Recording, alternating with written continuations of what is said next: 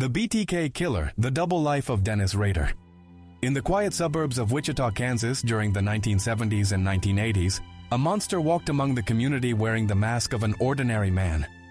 Dennis Lynn Rader was born on March 9, 1945, in Pittsburgh, Kansas.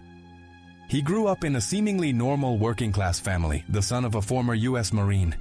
From an early age, Rader harbored dark, violent sexual fantasies involving bondage, torture, and control. He later admitted to killing animals as a child and developing elaborate fantasies that would one day consume real lives. Rader served in the U.S. Air Force in the 1960s, then returned to Wichita.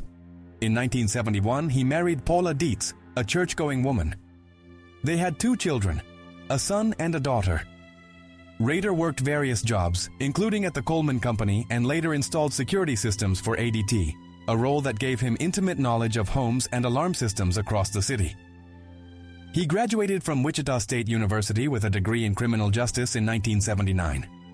He became a compliance officer for Park City, enforcing city codes, and rose to prominence in his community as president of the Christ Lutheran Church Council and a leader in the local Cub Scouts. To the outside world, he was a devoted family man, a pillar of society, and a trusted neighbor. But beneath this facade lurked BTK, bind, torture, kill, the signature he chose for himself, the Otero family massacre. The horror began on a cold January morning in 1974. Joseph Otero, 38, a U.S. Air Force veteran, lived with his wife Julie, 33, and their 5 children. That morning, Rader, who had been trolling neighborhoods, his term for scouting victims, entered the home through a back door.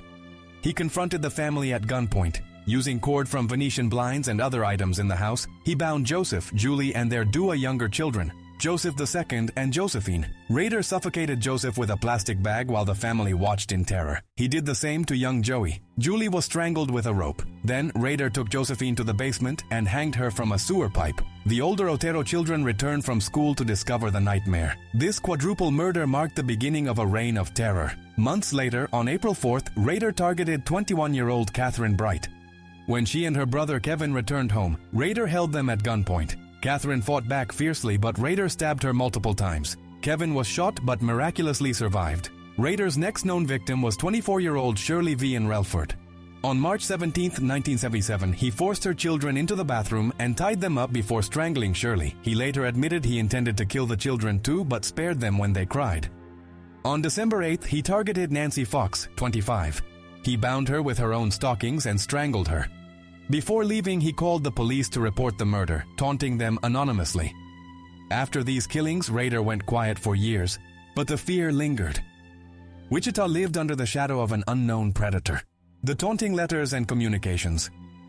What set BTK apart was his ego. Starting in 1974, he began sending letters to local newspapers and police, detailing his crimes and demanding attention. In one early letter, he named himself BTK and provided clues.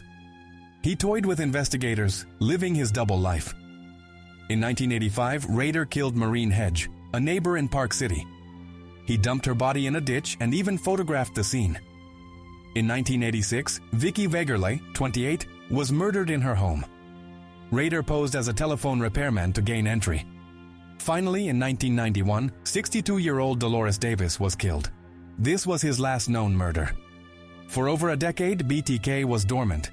But in 2004, his narcissism resurfaced. He sent a letter to a local TV station with a copy of a victim's driver's license. In 2005, Rader sent a floppy disk to a TV station. He asked if it could be traced. Police assured him through a classified ad that it was safe. Forensic experts traced metadata on the disk to Christ Lutheran Church and Dennis. DNA from earlier scenes matched Rader's daughter's swab. On February 25, 2005, he was arrested. During interrogation, Rader confessed in disturbing detail to all 10 murders. He pleaded guilty and was sentenced to 10 consecutive life sentences. The story of Dennis Rader offers profound lessons. Evil often hides in plain sight. Rader was a community leader, a devoted family man, and a trusted neighbor.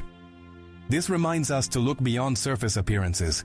Second, narcissism and the need for control can drive monstrous behavior.